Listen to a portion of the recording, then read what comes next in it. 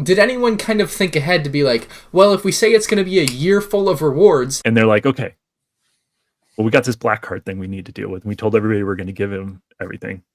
What are we giving him? Look at young 2018 me go. I knew it all along. It's been 7 years since the LEGO Star Wars Black Card fiasco, and recently my friends on the A Couple of Brickheads channel were able to interview the former head of LEGO VIP and now Insiders, Jason Whiting. I believe he said he worked for LEGO from 2012 to 2023, and he was very knowledgeable on a wide range of topics. However, this video is about one specific topic in the LEGO Star Wars Black VIP card, and that was a topic that he fortunately went quite in depth on. Before we hear his behind the scenes story on why the black card just didn't turn out so well, I just want to say I'll have the full podcast link in the description below and on the end screen. So after you watch this video, if you want to hear just everything else he had to talk about with LEGO VIP and other LEGO topics, check out the ACOB podcast. Now, I've certainly made a good bit of content on this LEGO Star Wars Black VIP card in the past. However, like I said, it's been 7 years, so I feel like a little refresher, a little history lesson for a lot of us would be very handy, and especially like there's a lot of new LEGO Star Wars fans that just have no idea what this is and what it was. So that brings us to the release of the UCS Millennium Falcon in 2017, the biggest and most expensive LEGO set of all time at the time, and they wanted to do something a little extra special with that release, and so they announced that they would give out a black VIP card, a Star Wars special edition VIP card to anyone who bought the UCS Millennium Falcon for what ended up being basically the first few months of its release. It ran from the release on Force Friday, which was in September of 2017, all the way through December 31st. So anyone buying the set within the first few months ended up getting this VIP card. Now, LEGO certainly could have just given everyone their black VIP card, said, hey, now you've got a special VIP card that you can use at the LEGO store like everyone else, except yours just looks cooler than everyone else's, and gone on with it, but they just felt like that wasn't enough, apparently. And so they, in no uncertain terms, promised a full year of exclusive rewards and benefits. And as a LEGO Star Wars fan who likes exclusive things and benefits, I certainly had some expectations. And to give a frame of reference at the time, in the past 5, 6, 7 years, LEGO had just given out some pretty cool things. Like, this was given to just their top Lego.com customers. And then they also gave out the Space Slug just the year prior in 2016. I think it was like to Lug members, but like some very cool things that weren't attainable in any other way. So you can see that, like, with what they had done in past years, that there would be like a legitimate expectation of something reasonably cool. And so we'll go month by month to see what this black VIP card actually ended up giving any holders in 2018. In January, we got nothing. In February, they offered double VIP points for the entire month of February, which is a pretty solid double VIP points period, to be honest. But of course, it's not during a release month, and these are your biggest fans. They probably bought anything they wanted in January from the January lineup. There's some like little complaints like that, but at the end of the day, it was double VIP points for the entire month of February. Both March and April ended up seeing nothing. So to start out the year, you're a third of the way through and you've given out double VIP points, and that's it. And so I think this is probably when the rumbling started of people being pretty unhappy. But of course, May the 4th was right around the corner. And so for May, they ended up giving out a free Y-Wing blueprint when you spent $35, and you could have a chance to win a 1-of-1 18-karat white gold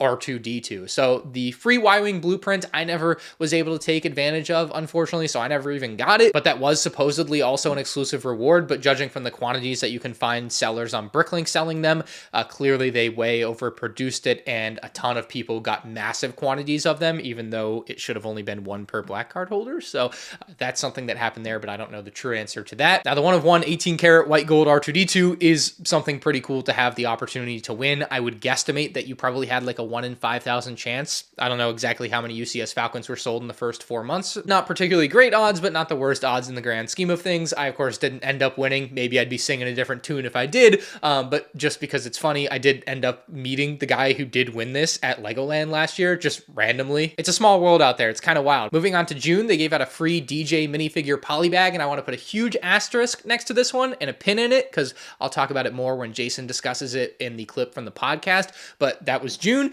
Then July, August, September, October, and November go by, and all of them had nothing. And that is I think November is when I made my first real rant video on the black VIP card. I was like, holy crap, it's been, slim pickings all year at this point.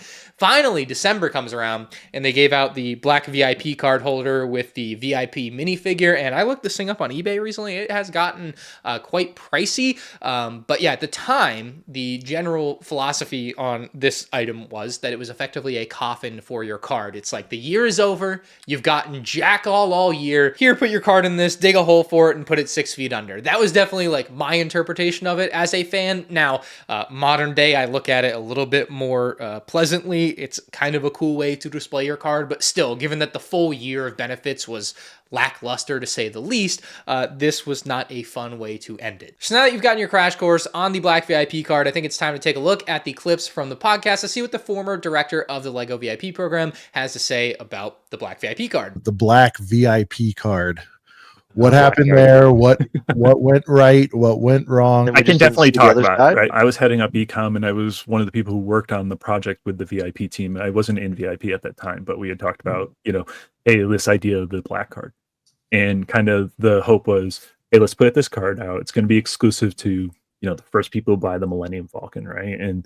And we all know everybody underestimated how big the Millennium Falcon was going to sell. Like there was bets behind the scenes and everybody got it wrong. It blew everybody away. Nobody expected it. And even in, all the modeling and all the researchers and the analysts, they just said, like, all of this is coming back saying it'll hit this number. And it was just went crazy. So you made an original production run and you guys had to fight to get it to 1.5x on release, or yeah, on release. You're saying it probably would have done 5x if you had the inventory? Probably something like that. Yeah. Wow. And I remember the factory sending us pictures of just boxes lined up because they were just trying to build them as fast as they could and just ship them out because that's awesome. We knew, and that's part of the thing, right? It was supposed to be the black card was the people who bought it in the first, I think it was a week or something. And then we said, you know what? We didn't make demand. So we kept the black card. They kept the black card all the way to the end of the year. Anybody who got one in the first 3 months instead of the first week. So it's no surprise to anyone that was collecting Lego Star Wars back in 2017 that Lego massively underestimated the demand of the UCS Millennium Falcon. I mean, you could see that from day one at the Lego stores. Personally, I went to the Disney Springs Lego store. I got there at 7 a.m. and I was 7th in line and they only had 26. And I think 100 people ended up being in line by the time the store opened that morning. And a lot of stores had months long wait lists for people waiting to get the sets after that. So very, very much in demand and underestimated. Now, the part where he talks about extending the availability of the Black VIP card, I mean, that was a very good move by Lego. There have been other times in recent history where things have sold out and there's clearly a lot more people that want them, like the Nebulon B Frigate, like the Bespin Duel, and they never made more and gave out more or sold more. But in this case, they were able to easily extend it. And I don't have the clip, but it's within the podcast. He kind of explains that certain things are easier to scale and make more of like that versus maybe kitting a whole set together might be more difficult, which is understandable, but obviously sucks. But in this case, obviously worked out well because they were able to give it out for a few months instead of just a few days, essentially. And part of the thing with Black Card was, hey, listen, we're going to give people, a bunch of stuff next year, right? We'll give them access to stuff next year. And then I come in at 2018, right after this all happens. And they're like, okay, well, we got this black card thing we need to deal with. And we told everybody we're going to give him everything. What are we giving him? So when I heard him say this, I simultaneously couldn't believe it. And I was like, oh, dang, I was right the whole time. Did anyone actually think this through? They didn't really seem to have a concrete plan of what the black card was actually going to be and what it was going to offer over the course of the next year, which doesn't make a lot of sense to me. I don't understand why that wouldn't have been planned out and pretty concrete by the time anyone possibly could have had the card in hand. And if you look at my month-by-month roadmap, it's pretty obvious, especially at the end of the year when 5 months go by and they do nothing, and then the only thing for the first 4 months was a double VIP points. Clearly, they didn't really prepare properly. Let's continue, because he's going to talk about some ideas they had. They had a list of things that they want to have. It was some GWPs and early access and some additional benefits. And the plan was every 2 months to release something. So you get 6 things. And it might, like I said, it might be early access to a set or double points early before anybody else or things like that. And they had a whole list of it. So I would love to see the full list to see if anything like so cool like this type of set would have been included. But he does mention like early access to a set, and like that would have been an easy slam dunk thing to do. I mean, they released the UCS Y-Wing on May 4th that year. They could have given out early access to that. You know, there were easy slam dunk things to have early access to in 2018, I think, and that's just a huge missed opportunity. Now, the truly ironic part about him saying that is LEGO Star Wars Black VIP card holders were given the opposite of early access. We were given late access to the DJ minifigure polybag. That's why I gave it the asterisk and the pin. Well, that polybag was released to Black VIP card holders, I think on June 26, 2018. Meanwhile, it was available at Toys R Us with purchases of $30 or more nearly 6 months earlier at the beginning of January 2018. And then on top of that, you could just buy it from them for $6. They also have the DJ polybag over here for $6. I got one of these like a month early from someone on Instagram, but they have them for $6 at Toys R Us, and they seem to have plenty of them. So if you guys are looking for these, this is where you can get them. So, of course, being a Black VIP card holder and one of LEGO's biggest and most dedicated fans, I had already gone to Toys R Us and bought the DJ polybag, or got it with the promo. I don't remember which exactly I did. But the point is, I, and probably anyone else who had a VIP card like this, would have already gone out of their way to get that DJ minifigure, especially over the course of 6 months. I do remember seeing the DJ polybag just available at my Toys R Us, like in a bin. You could just buy it. Like they were not hard to come by any stretch of the imagination. So yeah, that reward was super lame and quite the opposite of the early access that they said they wanted to provide. And then essentially like one by one, and this is what really sucks, right? Is the fans started saying, well, why don't I have something today? Or you said we were going to get something every day of the year, like, and what it came back was like, what was promised? Yeah, like what was on the bullet points? There will be Star Wars related. Okay, so there was no specifics. Things throughout the year. Everything you're referencing was internal. These are things we could do, but that wasn't put customer facing. No, the customer facing was we're going to release things for black card holders throughout the year. So this was probably my least favorite part of the interview because it just kind of sounds like he's blaming the fans who had maybe wildly high expectations for them not even doing like what they intended to do. But maybe I'm reading into it too much. So like basically anyone that thought they were going to get something every day, well, they're dumb and stupid. But I never saw that personally. He's probably just referencing a couple of people who contacted customer service, and it is what it is at that point. Now, when it comes to people that are like, why don't I have something now? Well, I mean, if you look at the map, I mean, we went the first 4 months and the only thing they offered was double VIP points. You know, that's not very valuable to very many people that you know, got a VIP card. They want to have, you know, cool stuff that you were giving out to lug members, you know, the year prior. So I feel like, yeah, that might be a little misguided there in my opinion. Now at the back end of that clip, he of course references what was told to fans like me, and that was that they're going to release things for black card holders. And more exactly, of course, in the email, a quote unquote full year of exclusive rewards and benefits. And what's kind of funny about the email I'm referencing, that was kind of the biggest insight that us fans got into what might have been planned for the black card until now,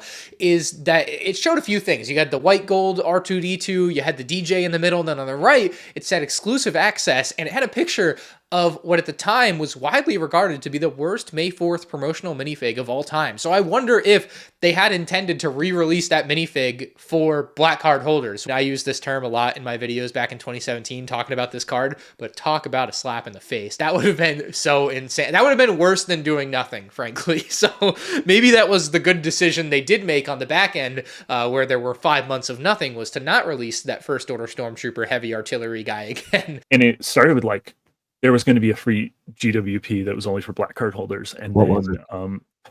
It was one of the, can't remember if it was DJ or something like that. It was one of those carded minifigures. Shout out to DJ. And then we had the date, and then there was, you know, we couldn't release it for, I don't remember if it was like a license issue or something. I just wonder if one of those 5 carded minifigs that they released back in like 2018 was actually supposed to be a black VIP card exclusive and never released in any other way.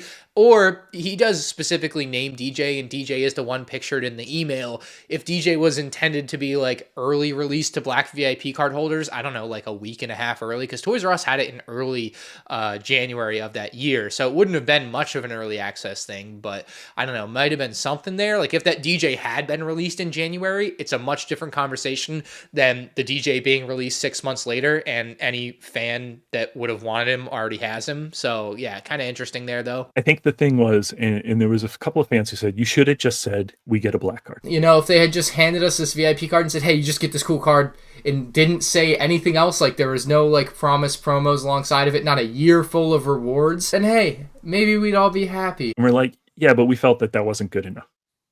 But they're like, but then you would have just set expectations that we got this cool card, and that was the thing, not everything else, right? So right. Everybody had in their mind expectations of what they would get. Would they get half off a Star Wars set? Would they get free Star Wars stuff? Would they get like everybody built in a picture what this black card meant?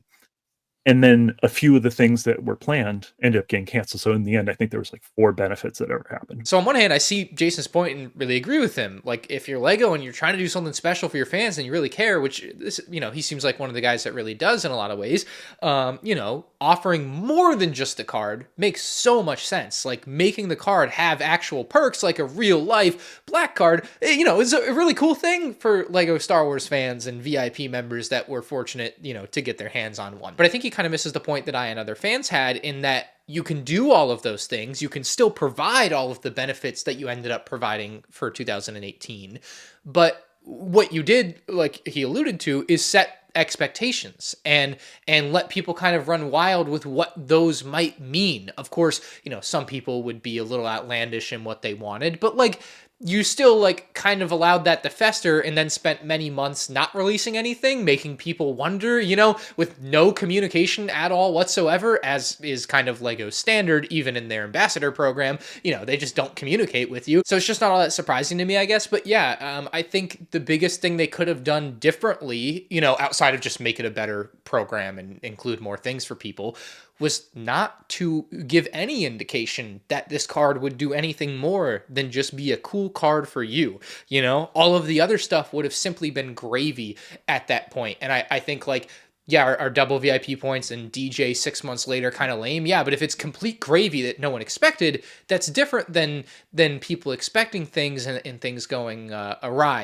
And like he said, they canceled things. They had more planned than it was supposed to be more. So I just sit here and think like, how could you blame people's expectations when you didn't even meet like your bar for what you wanted it to be? There's a decision that I have to make as the new leader of the team too. And I'll say this, like we have this set of really strong vocal fans that are having issues with the black card. And then we got the other 99% of the people who buy Lego. We were spending 50% of our time trying to chase the black card and going like, okay, where are we going to put our energy? I mean, I hate to say it, like that was my decision. I was like, yeah.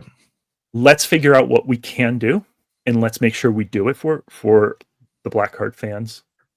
Because I'm a black card holder. I want this stuff too, right? So, but at the same time, we were redeveloping the program, building a new, like working behind the scenes for a new launch of the program, trying to run the existing program for every other non-black card holder. So, I mean, I don't work for a multi-billion-dollar company, but I run my own YouTube channel. I get what he's saying here. You do have things that you want to work on that take precedence over other things, and just time can get away from you. Like, it is understandable in a way. However, you know, billion-dollar company, in my opinion, should just figure it out. That's just kind of my philosophy with a lot of things when it comes to Lego and the quality of some of their products and things they release. And so I can kind of see why they sunset it and took away some of the things that they were going to offer just because they didn't have the time in the day.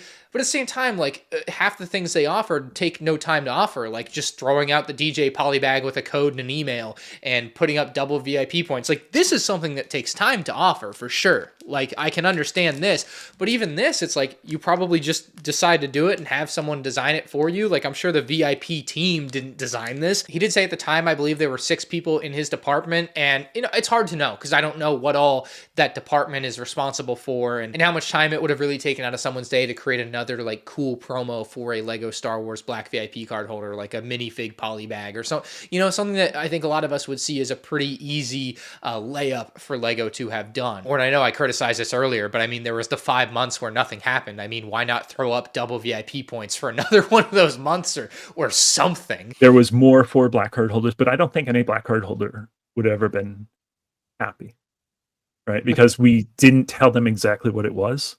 So everybody had expectations of what it meant to have a black card. Personally, not a big fan of the "you'll never be happy" defense of the shortcomings of something, especially when he's been saying that they canceled things. They didn't meet their own expectations. So how could they possibly have met the fans' expectations? And so, that's a bit of an issue there to me. Ultimately, they needed to underpromise and overdeliver, but it seems like, especially in the way that they left a lot of their wording open-ended on, a full year of exclusive rewards and benefits, they overpromised and underdelivered. And certainly if that's the takeaway from a paying customer, then I think the company needs to see that and know that. Whether or not the company thinks that that's the right way that, people should be perceiving it, if that's the way it's perceived, that's the way it's perceived. But I think Jason has given us a fantastic insight into what LEGO VIP was kind of thinking with this and what they wanted it to be. I do wish he would have given a little bit more detail on what some of the canceled promotions for it would have been, if it would have been anything cooler build-wise or minifig-wise